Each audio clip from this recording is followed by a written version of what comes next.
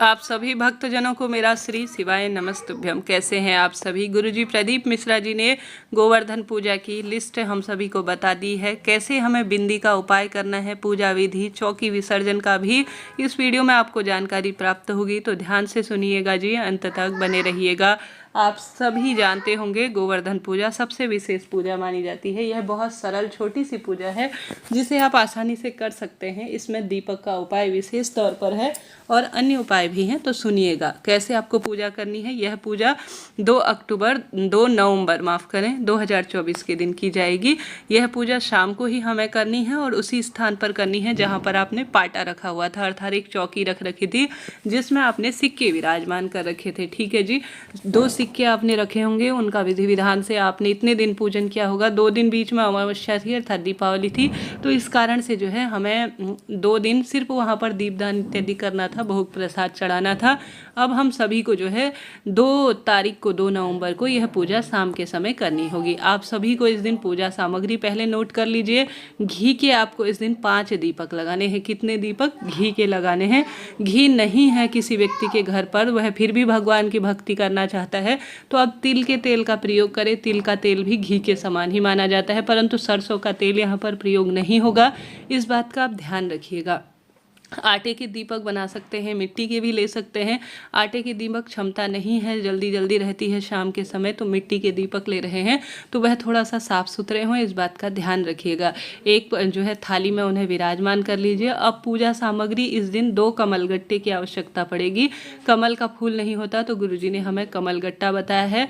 आप सभी को इस दिन हल्दी, कुमकुम, पिसी हुई हल्दी, कुमकुम हमें आवश्यकता होगी। मेहंदी हमें इस समय चाहिए, सूखी स्वरूप में हो या किसी भी स्वरूप में हो।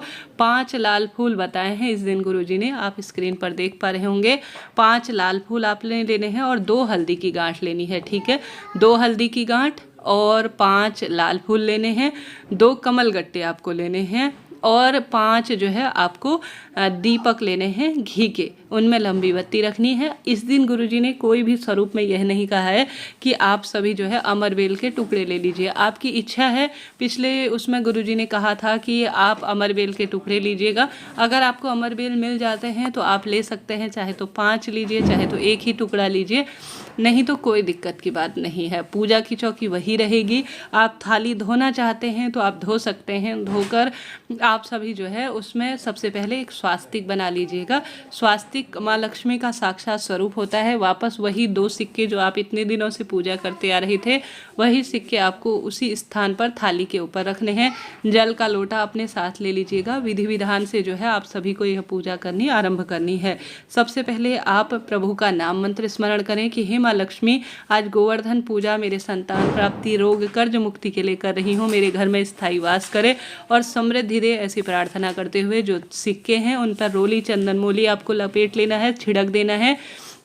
विधि विधान से जो है प्रभु का नाम मंत्र जाप करते हुए और आप भोग प्रसाद, आपके पास खील, बताशे, मिठाई या जो भी चीज़ आप शाम के समय पकवान बनाना है वह आपको भगवान जी के समक्ष आपको जो है समर्पित करने हैं।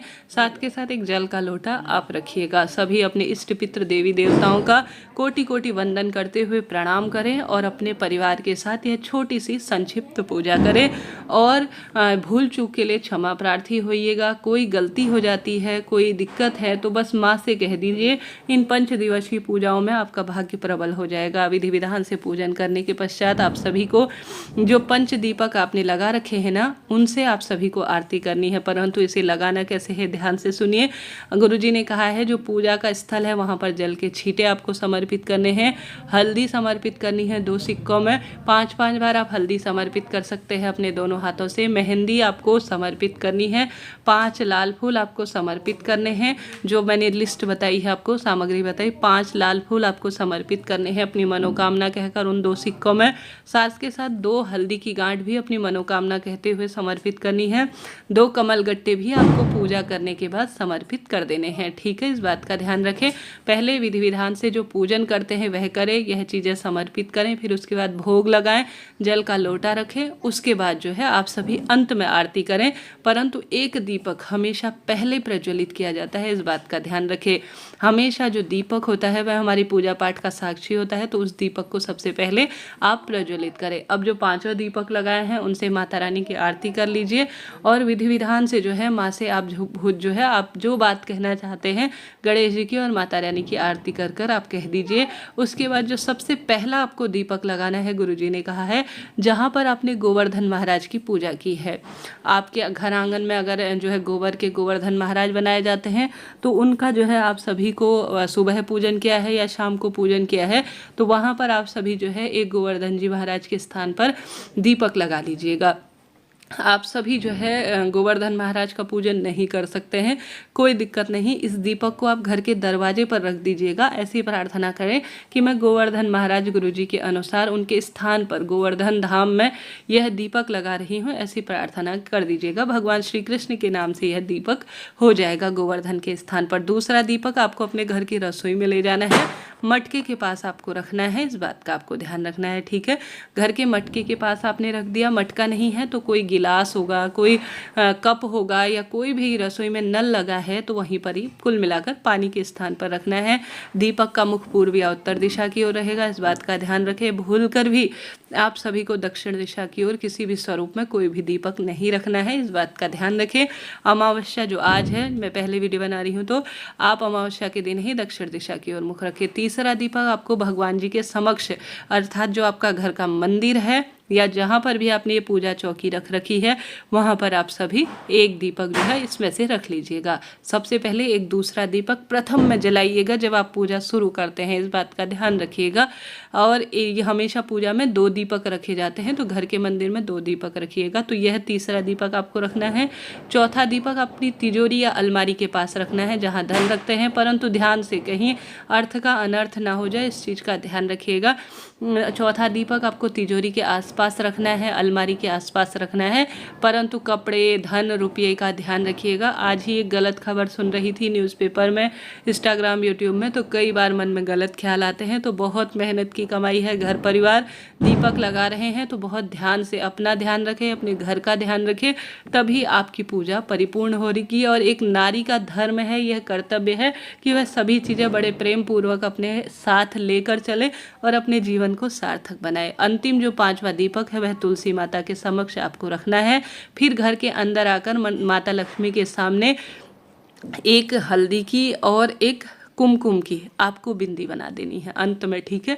गुरुजी ने स्पष्ट स्वरूप में लिखा है, कहा है कि अंत में आप सभी को हल्दी और कुमकुम की एक एक बिंदी लगा लेनी है। इस बात को आप ध्यान से सुनिएगा। जहाँ पर भी जो स्थान है, पूजा का जो स्थान है ना, जहाँ पर भी अपनी पूजा कर रखी है वहाँ पर अपनी मनोकामना कहकर कि हे माँ लक्ष्मी मेरे घर में सदा सर्वदा के लिए आप वास करें, ऐसी प्रार्थना करते हुए हल्दी कुमकुम की आपको एक एक बिंदी। अब प्रश्न आते हैं, दीदी हमें यह पूजा की चौकी कब हटानी है? तो आपको बताते हुए चलो, यह पूजा की चौकी अभी नहीं हटाई जाएगी।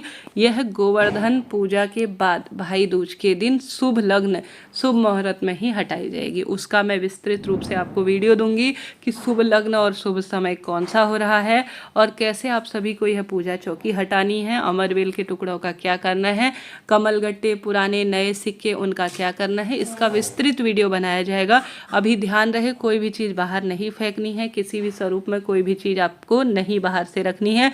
पूजा में चढ़ाए हुए फूल, दुर्वा, हल्दी, कुमकुम, पीले चावल इत्यादि हैं, तो पूजा के स्थल पर ही आप सभी को उसमें ही एक थैली बना लेनी है आसपास, उसमें इकट्ठा करते जाना है और अंतिम दिन जब पूजा होगी तब इन्हें विसर्जित करना है।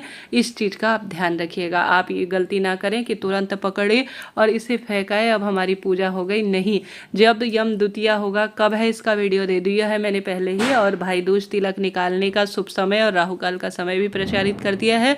आप उस वीडियो को देखिएगा तो ध्यान से समझकर सोचकर आपने 5 दिन की पूजा कर रखी है तो कोई भी कार्य करने में गलती ना करें।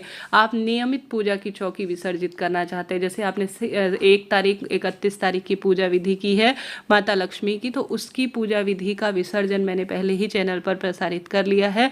आप सभी ने उसे ढेर सारा प्यार दिया है, कृपया उस वीडियो को आप देखिएगा, बहुत सुंदर जानकारी मिलेगी। तो इस तरह से आप सभी को गोवर्धन पूजा करनी है। उसका शुभ मुहूर्त मैंने दे दिया है, कितनी परिक्रमा परिक्रमा लगाई है इसका भी वीडियो प्रसारित कर दिया है, तो आप विधि विधान से उस वीडियो को देखिए और अपना जीवन सार्थक करें। यह वीडियो आपके लिए उचित रहा है तो कमेंट्स में श्री शिवाय नमस्तुभ्यम लिख दीजिए और हर हर महादेव आप सभी लिखना भूल जाते हैं, आपसे अनुरोध है वह भी लिख दीजिएगा। कोई भी प्रश्न हो कमेंट्स के द्वारा पूछे, सभी सवालों के जवाब आप प्राप्त करेंगे। जय श्री राधे। आपके लिए दिवाली शुभ हो यही प्रार्थना करते हैं।